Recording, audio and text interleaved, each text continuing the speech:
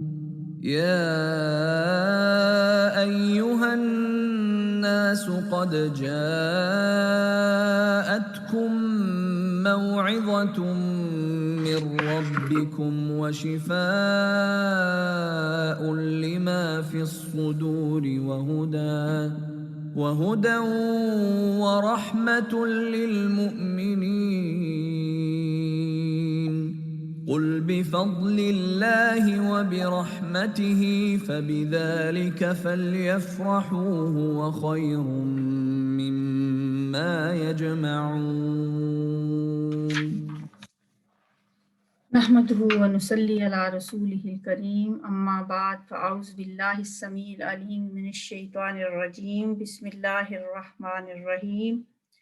رب اشرح لي صدري ويسر لي امري واحلل عقدة من لساني يفقهوا قولي رب يسر ولا تعسر وتمم بالخير۔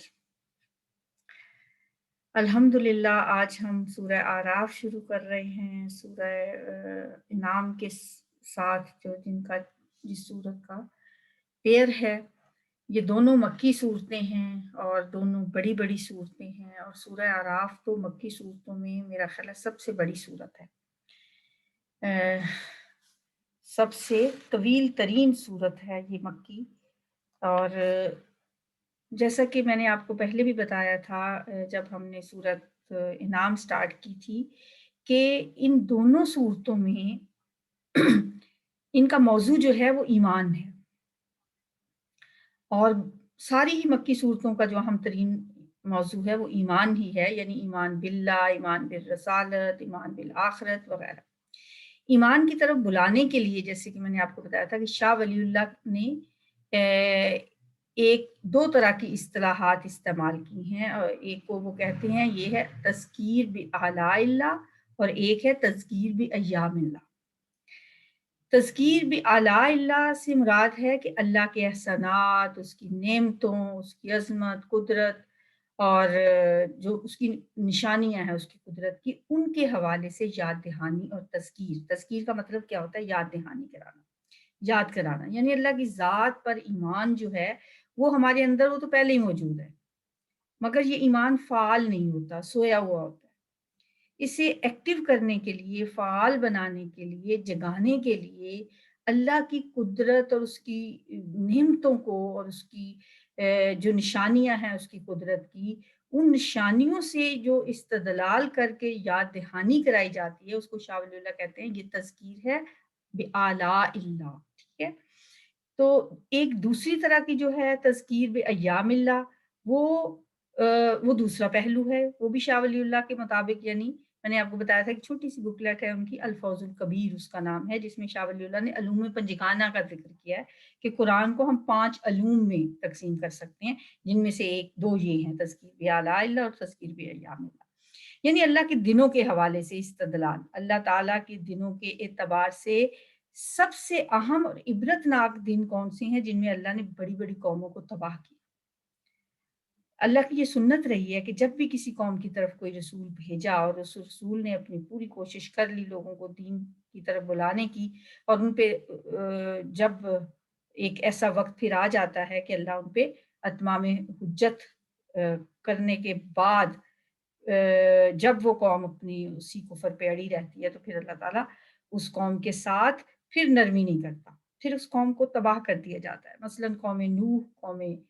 ہود اور قوم صالح، جن کا تذکرہ ہے اب اس سورہ اعراف میں، پھر قوم شعیب ہے، قوم لوط ہے، پھر آل فرعون، یہ تقریباً 6 انبیاء ہیں، رسول ہیں، انبیاء تو نہیں کہنا چاہیے، رسولوں کی جو انبیاء اور رسول کا فرق تو جیسے میں نے آپ کو بتا ہی دیا تھا، کچھ واقعات ہیں وہ قصص النبیین کے طور پہ آتے ہیں، انبیاء کے قصے جیسے ہیں، اور کچھ انباء الرسل، رسولوں کی خبریں، ٹھیک ہے۔ تو جن قوموں پہ تباہی آئی، بربادی آئی، اللہ نے ان کو تباہ و برباد کیا، وہ 6 رسول ہیں جن کا بھی میں نے تذکرہ کیا ہے، ان کی قوموں کو اللہ تعالیٰ نے تباہ و برباد کر دیا۔ تو سورہ اعراف کے جو مین موضوعات ہیں ان میں ایک تو یہ ہے کہ یہی کہ ایام، تذکیر بایام اللہ، ہی ہے، اور پھر اس کے ساتھ ساتھ کہ مرنے کے بعد کیا ہوگا، اس کی تفصیلات، عالم برزخ کیا ہے، عالم آخرت کیا ہے، پھر اصحاب جنت، اصحاب جہنم، اور پھر اصحاب آراف کی کیفیات ہیں، ان کا تذکرہ ہے اس میں۔ تو یہ مین موضوعات ہیں سورہ آراف کے۔ اب ہم دیکھتے ہیں کہ سورہ آراف جو ہے اس کے جو موضوعات کی ترتیب کو تھوڑا سا پھر ایک دفعہ میں بتا دوں آپ کو، کہ سب سے پہلے قصہ حضرت آدم و ابلیس اس میں بیان کیا گیا ہے، اور یہ بیان کر کے انسانی تخلیق کا جو آغاز ہوا ہے اس کا ذکر کیا۔ پھر دنیا کی زندگی کا تذکرہ، پھر اختتامی دور کا تذکرہ ہے، ٹھیک ہے۔ پہلے ابتدا کا، حضرت آدم کا ذکر، اور پھر اختتام کا ذکر۔ اس اختتامی دور میں پھر 3 قسم کے لوگوں کی تفصیل آ گئی، پہلے اہل جنت جہنم کی، پھر اس کے بعد اہل جنت کا تذکرہ، پھر اصحاب اعراف یعنی وہ لوگ جن کے جنت یا دوزخ میں داخلے کے بارے میں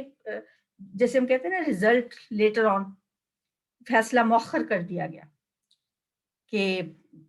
ابھی نہیں بتایا جائے گا کہ یہ جنت میں جائیں گے یا دوزخ میں، تو وہ اصحاب اعراف ہیں۔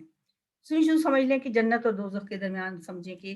اگر ہم تھوڑا سا ویژولائز کریں کہ تو ایک دیوار ہے، اس کے اوپر کچھ لوگ ہیں، وہ آراف والے ہیں، انہیں نہیں پتا کہ ہمیں ہمارے بارے میں کیا فیصلہ ہونے والا ہے۔ تو اسی طرح انسانی زندگی کی ابتدا، اس کی انتہا، اور پھر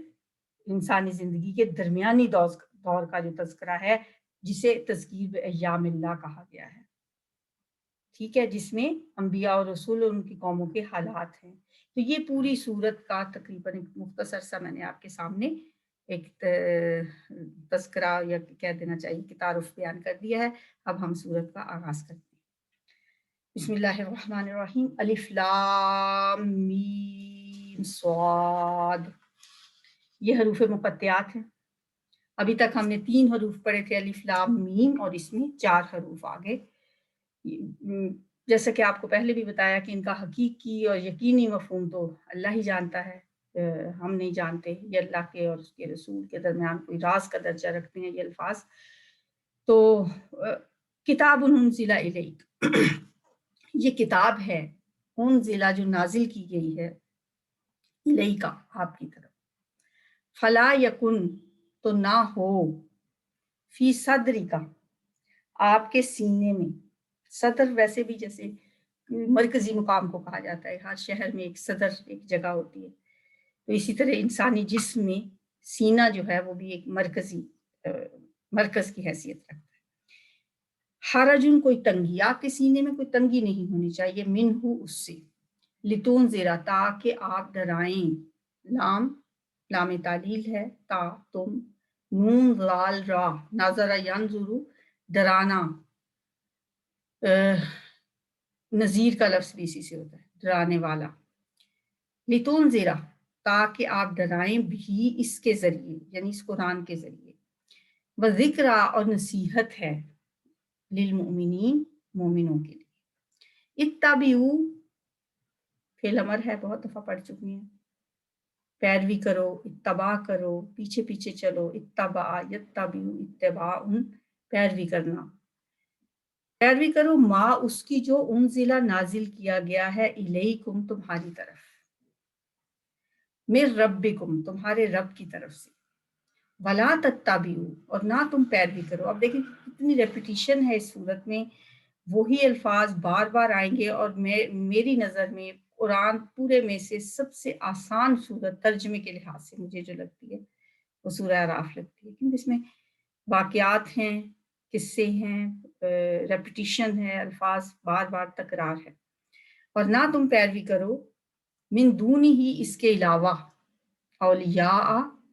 دوستوں کی، ولی ان کی جمع اولیاء، قلیلا ما تذکرون بہت ہی کم تم نصیحت حاصل کرتے ہو، قلیلا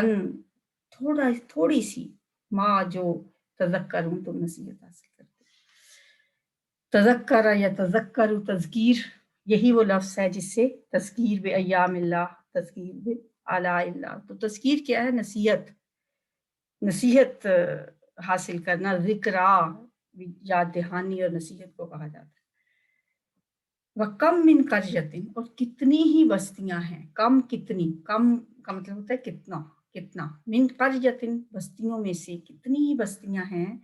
اہلکناہا ہم نے ہلاک کر دیا انہیں،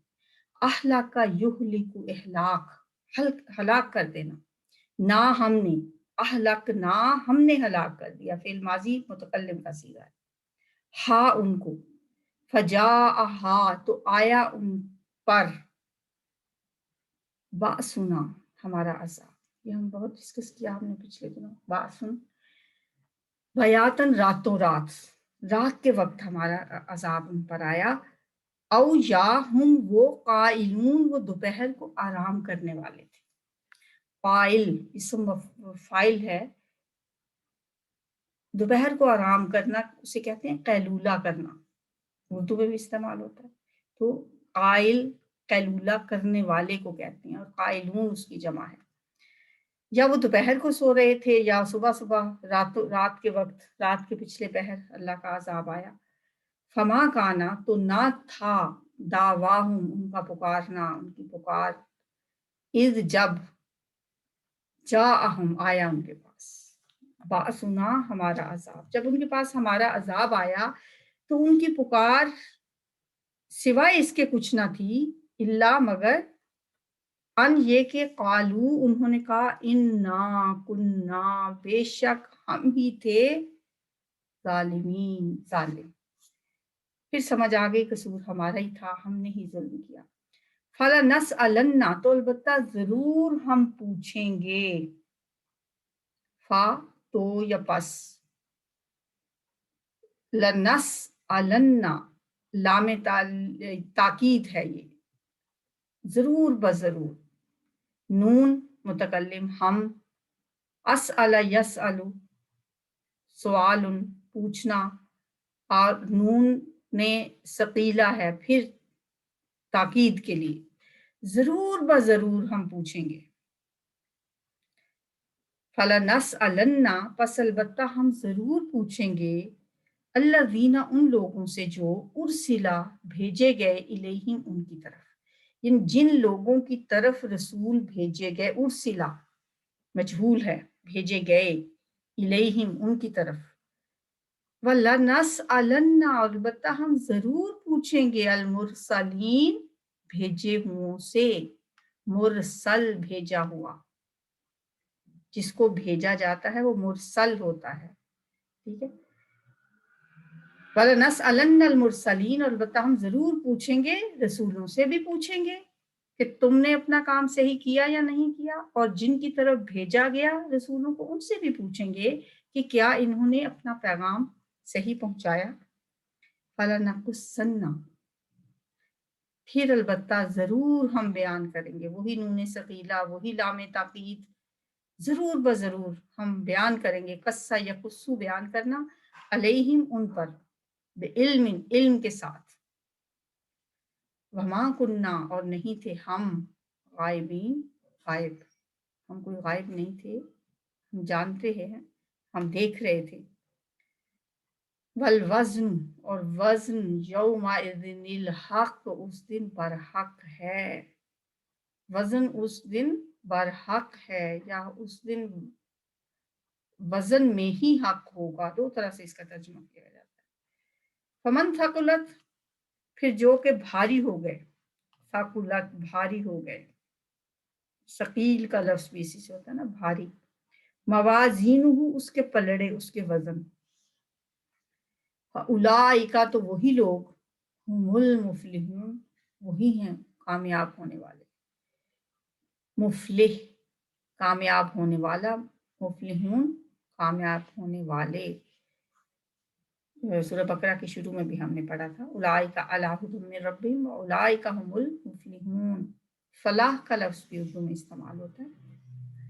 ومن خفت اور جو کوئی ہلکے ہو گئے، خفیف ہلکے کو کہتے ہیں، ثقیل بھاری کو کہتے ہیں، خفت فعل ماضی ہے، ہلکے ہو گئے، موازین اس کے پلڑے، اس کے وزن، فاولئک تو وہی لوگ ہیں، الذین جنہوں نے خسرو خسارے میں ڈالا، خاسرہ فعل ماضی ہے، خاسرو جمع کا صیغہ ہے، جمع مذکر غائب، تو یہی وہ لوگ ہیں جنہوں نے خسارے میں ڈالا انفسہم اپنی نفسوں کو، بما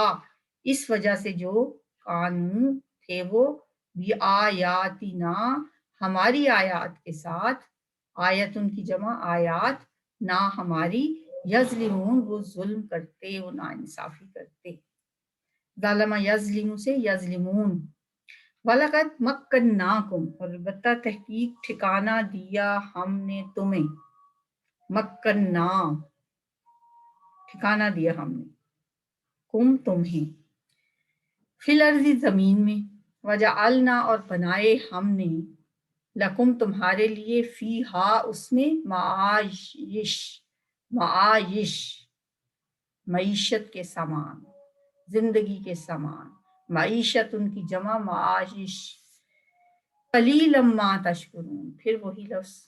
بہت ہی کم، تشکرون تم شکر کرتے ہو، شکر یشکرو سے، پھر تشکرو، پھر تشکرون جمع کا صیغہ، اتنا تھوڑا ہے جو تم شکر کرتے ہو، وَلَقَدْ خَلَقْنَاكُمْ اور البتہ تحقیق پیدا کیا ہم نے تم سے، خلق پیدا کیا، نہ ہم نے، کم تمہیں، ثم پھر صورناکم ہم نے شکلیں بنائی تمہاری، صورتیں بنائی، صورا یصور تصویر صورت بنانا، صورنا صورتیں بنائی ہم نے کم تمہاری، ثم پھر قلنا ہم نے کہا، للملائکتی فرشتوں سے، اسجدو سجدہ کرو، لیادم آدم علیہ السلام کو، فسجدو بس انہوں نے سجدہ کیا، فی الماضی جمع کا صیغہ، فسجدو پس انہوں نے سجدہ کیا، الا ابلیس سوائے ابلیس کے، لم یکن نہ ہوا وہ، من الساجدین سجدہ کرنے والوں میں سے، قالا کہا یعنی اللہ تعالیٰ نے فرمایا، ما مانا آکا کس چیز نے منع کیا تجھے، مانا یمنع منع کرنا، مانا اس نے منع کیا، یمنع وہ منع کرتا ہے، تو منع اکا منع کیا تجھے، کس چیز نے روکا تجھے، ان اللہ یہ کہ نہ، یہ ان اور لا ہے، یہ کہ نہ، تسجدہ تو سجدہ کرے، اذ جب، امر تو میں نے حکم دیا، کا تجھے، جب میں نے تجھے حکم دیا تو تمہیں کس چیز نے روکا سجدہ کرنے سے، قالا اس نے کہا، انا خیر میں بہتر ہوں، منہ اس سے آدم سے، خلقتنی تو نے پیدا کیا مجھے، خلق پیدا کیا، تا تو نے نی مجھے، من نارن آگ سے، وخلق اور پیدا کیا، تا تو نے ہو اس کو، من تین مٹی سے، والا فرمایا، فہبت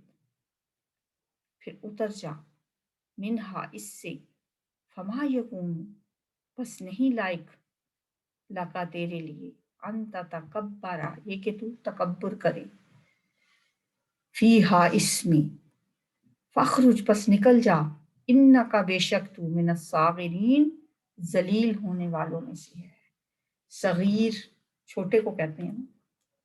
اور صاغر وہ اسم فائل ہے، چھوٹا ہونے والا، ذلیل ہونے والا، صاغرین اس کی جمع ہے، بے شک تو ذلیل ہونے والوں میں سے ہے، نکل جائے اس میں سے، الف لام میم صاد کتاب انزل الیک فلا یکن فی صدرک حرج منہ لتنذر به وذکری للمؤمنین، الف لام میم صاد یہ ایک کتاب ہے اے نبی صلی اللہ علیہ وسلم جو آپ پر نازل کی گئی ہے، تو آپ کے دل میں کچھ تنگی نہیں ہونی چاہیے اس کی وجہ سے، جیسا کہ آپ کو پتا ہے کہ سورت کا نزول مکی دور کے آخری سالوں میں ہوا، جب حضور صلی اللہ علیہ وسلم کی دعوتی کوششیں جو ہیں وہ تقریباً اس کو 10-11 سال کا عرصہ گزر چکا تھا، ہر طریقے سے آپ نے ہر حربہ استعمال کر لیا تھا، مگر اتنی کوشش کے باوجود مکہ کے صرف چند ایک لوگ آپ پہ ایمان لائے تھے، اور یہ ظاہر ہے یہ بات آپ کے لیے بڑی تشویش کا باعث تھی، ایسے میں انسان یہ بھی سوچ سکتا ہے اور اس کے دل پہ ایک بوجھ سا آ سکتا ہے، گھرانی آ سکتی ہے کہ کیا ایسا تو نہیں ہے کہ کہیں مجھ سے کوئی کوتاہی ہو رہی ہے؟ کیا آپ ظاہر ہے آپ صلی اللہ علیہ وسلم بھی ایک بشری تقاضا تھا، آپ کے دل میں یہ بات محسوس آپ کو ہوتی تھی، پریشانی آپ کو ہوتی تھی کہ کیوں نہیں میری بات پہ لوگ یقین کرتے؟ تو اللہ تعالیٰ آپ کو تسلی دے رہے ہیں کہ اس قرآن کی وجہ سے آپ کے اوپر کوئی تنگی نہیں ہونی چاہیے۔ لِتُنذِرَ بِهِ، یہ تو اس لیے ہے کہ آپ اس کے ذریعے سے لوگوں کو خبردار کریں، لوگوں کو ڈرائیں، اور یہ یاد دہانی ہے اہل ایمان کے لیے۔ انذار بالقرآن کا یہ جو مضمون ہے یہ ہم پیچھے بھی پڑھ کے آئے ہیں۔ وَأُوحِيَ إِلَيَّ هَٰذَا الْقُرْآنُ لِأُنذِرَكُم بِهِ وَمَن بَلَغَ، اور یہ قرآن میری طرف اس لیے وحی کیا گیا ہے کہ اس کے ذریعے سے تمہیں بھی ڈراؤں اور جس کو یہ پہنچے۔ یہ آیت ہم نے پڑھی تھی۔ یہاں مزید پھر یہ فرمایا کہ اہل ایمان کے لیے یہ کیا ہے؟ ذکریٰ للمؤمنین، ان کے لیے یہ یاد دہانی ہے۔ یعنی سلیم الفطرت جو لوگ ہوتے ہیں ان کے اندر، جیسے میں نے آپ کو پہلے بھی بتایا کہ ایمان تو موجود ہوتا ہے، لیکن ان کے سوئے ہوئے ایمان کو جگانے کے لیے یہ کتاب ایک طرح سے یاد دہانی ہے۔ جیسے انسان کو کوئی چیز بھول جاتی ہے، وہ بھول جائے اچانک کہیں اس کی کوئی، پھر وہ اسی چیز کو کسی نشانی کو دیکھے اس کی اور اس کو فوراً وہ یاد آ جائے۔ اسی طرح اللہ نے اپنی معرفت کے حصول کے لیے اس کائنات کی چیزوں کو بھی انسانوں کے لیے ذکرہ بنا دیا ہے، ٹھیک ہے، یاد دہانی بنا دیا۔ وَذِكْرَىٰ لِلْمُؤْمِنِينَ، یہ بھی آپ کے لیے، یہ قرآن بھی ایک نصیحت ہے، ایک یاد دہانی ہے، تاکہ اس کے ذریعے آپ لوگوں کو ڈرائیں۔ اتَّبِعُوا مَا أُنزِلَ إِلَيْكُمْ، اتباع کرو اس کی جو نازل کیا گیا ہے تمہاری طرف، تمہارے رب کی طرف سے۔ اب دیکھیں پچھلی آیت میں حضور صلی اللہ علیہ وسلم سے خطاب تھا صیغہ واحد میں، فَلَا يَكُنْ فِي صَدْرِكَ حَرَجٌ مِّنْهُ، یعنی آپ اس میں واحد کا صیغہ تھا، یہاں اتبعوا جمع کا صیغہ ہے، یعنی آپ خطاب کا رخ عام لوگوں کی طرف ہے، عام لوگوں سے کہا جا رہا ہے، وحی الہی کی پیروی کا حکم انہیں دیا جا رہا ہے۔ وَلَا تَتَّبِعُوا مِن دُونِهِ، اور نہ پیروی کرو اس کے سوا دوسرے دوستوں کی، سرپرستوں کی۔ پھر فرمایا کم ہی ہے جو تم نصیحت حاصل کرتے ہو، کتنی تھوڑی تم نصیحت حاصل کرتے ہو، قلیلا ما تذکرون۔ وَكَم مِّن قَرْيَةٍ، اور کتنی ہی بستیاں ایسی ہیں جنہیں ہم نے ہلاک کر دیا تو ان پر آ پڑا ہمارا عذاب جب وہ رات کو سوئے ہوئے تھے یا جب دوپہر کو قیلولہ کر رہے تھے۔ اب یہ چونکہ اس صورت کا مین موضوع ہی تذکیر و ایام اللہ ہے، لہٰذا یہاں شروع میں ہی پچھلی قوموں کے عذاب اور ان کی بستیوں کی تباہی کا تذکرہ کر دیا۔ اس آیت میں قوم نوح، قوم ہود، قوم صالح، قوم شعیب اور قوم لوط کی بستیوں کی طرف اشارہ ہے کہ ان قوموں کو، کتنی ہی بستیوں کو ہم نے ہلاک کیا۔ فما کان دعواہم، تو پھر ان کی پکار اس کے سوا کچھ نہیں تھی جب ان پر ہمارا عذاب آیا کہ ہائے ہماری شامت، بے شک ہم ہی ظالم تھے، انا کننا ظالمین، واقعتاً ہمارے رسولوں نے تو ہماری آنکھیں کھولنے کی پوری کوشش کی تھی مگر ہم نے ہی اپنی جانوں پر زیادتی کی، ہم ہی نے ظلم کیا کہ ان کی دعوت کو نہ مانا۔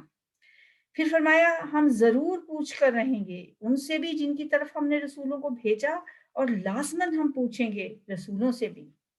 یہ فلسفہ رسالت کا ایک اہم موضوع ہے کہ اللہ تعالی ہمیشہ جب انبیاء کو بھیجتا ہے تو ان کے اوپر ایک بہت بھاری اور حساس ذمہ داری ڈالتا ہے۔ اب اگر کسی رسول کی طرف سے اس ذمہ داری میں کوئی کوتاہی ہوئی ہوگی تو سب سے پہلے تو اس قوم سے پوچھا جائے گا کہ کیا ان رسولوں نے یا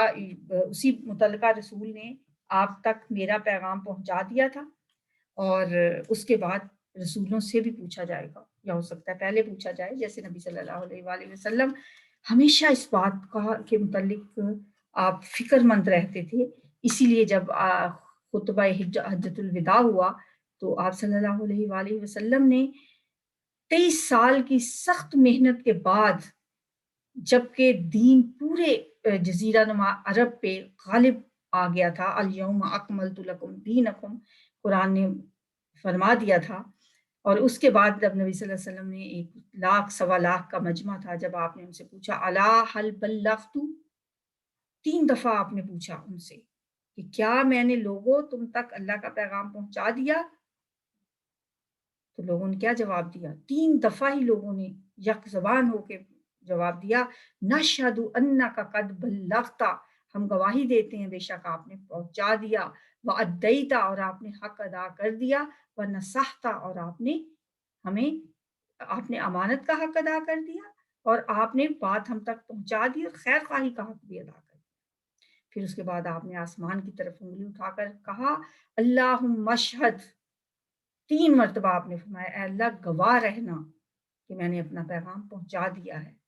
اور پھر اس کے بعد آپ نے لوگوں کی طرف مخاطب ہو کے فرمایا تھا فَلْيُبَلِّغِ الشَّاهِدُ الْغَائِبُ، اب چاہیے کہ جو یہاں پہ حاضر ہیں وہ غائب لوگوں تک میرا یہ پیغام پہنچا دیں۔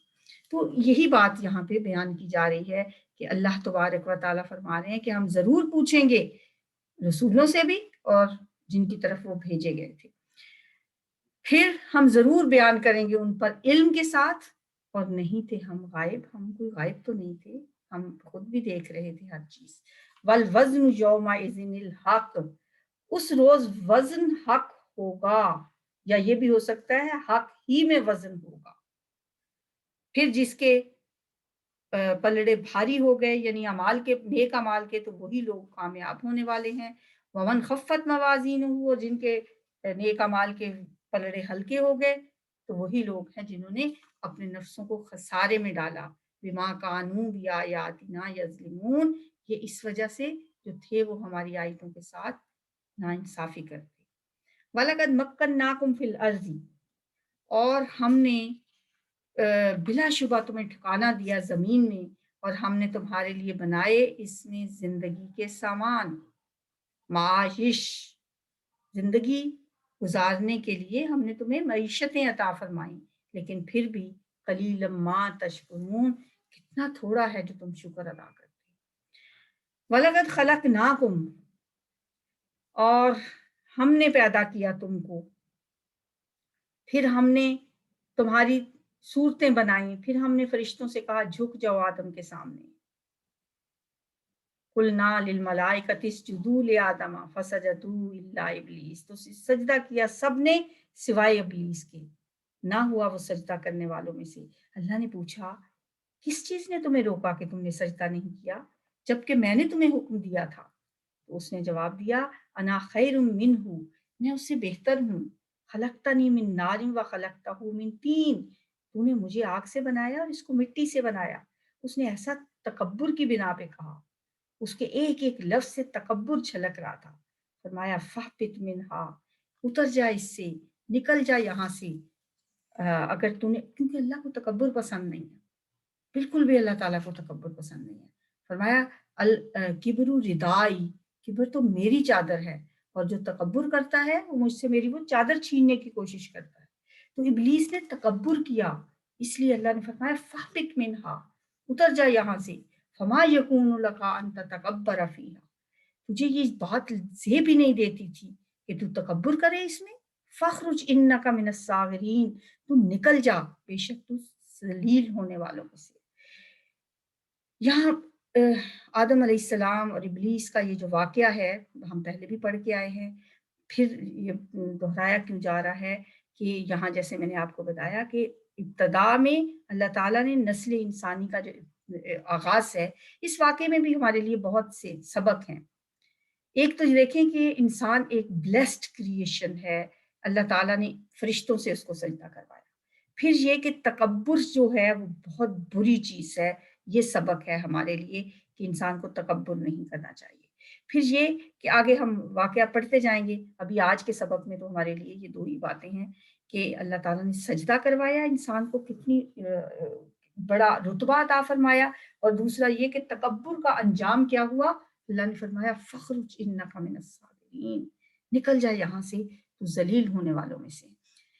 چلیں جی اب یہ دیکھتے ہیں کہ کون کون سے الفاظ ہیں جو آپ نے یاد کرنے ہیں۔ یہ سب لکھے ہوئے ہیں، وہی ہیں جو ابھی ہم پڑھ کے آئے ہیں۔ یہ تقریباً 30 الفاظ ہیں جو دوبارہ سے میں نے ادھر ان کو پھر لکھ دیا ہے، آپ ان کا اسکرین شاٹ بھی لے سکتے ہیں، اور جو اگر آپ چاہیں تو اپنے ہاتھ سے لکھ بھی سکتے ہیں۔ قلم کا استعمال بھی ایک بہت بڑے اعزاز کی بات ہوتی ہے، نون والقلم وما یسطرون، اللہ نے قسم کھائی ہے قلم کی تو اس لیے ہمیں اپنے ہاتھ سے لکھنے میں تو کیا ہی بات ہے، اگر آپ خود لکھیں اور پھر اس کو یاد کریں، کیونکہ اب ہمارا پیپر کا پیٹرن چینج ہو گیا ہے، جیسا کہ آپ نے آج آپ کو بھیج دیا گیا تھا وہ پیٹرن بھی۔ اس کے لیے ایک سوال آپ کا ان الفاظ پہ مشتمل ہوگا جو الفاظ ہم نے یہاں پہ آپ کو دے دیے ہیں، یہ الفاظ آپ یاد کر لیں اور پھر اس کے بعد ہم تلاوت سنتے ہیں۔ اعوذ باللہ من الشیطان الرجیم بسم اللہ الرحمن الرحیم الف لام میم صاد كتاب أنزل إليك فلا يكن في صدرك حرج منه لتنذر به وذكرى للمؤمنين اتبعوا ما أنزل إليكم من ربكم ولا تتبعوا من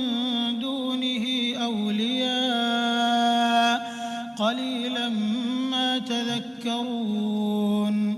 وكم من قرية أهلكناها فجاءها بأسنا بياتا أو هم قائلون فما كان دعواهم إذ جاءهم بأسنا إلا أن قالوا إنا كنا ظالمين فلنسألن الذين أرسل إليهم ولنسألن المرسلين فلنقصن عليهم بعلم وما كنا غائبين والوزن يومئذ الحق فمن ثقلت موازينه فأولئك هم المفلحون ومن خفت موازينه فأولئك الذين خسروا أنفسهم بما كانوا بآياتنا يظلمون ولقد مكناكم في الأرض وجعلنا لكم فيها معايش قليلا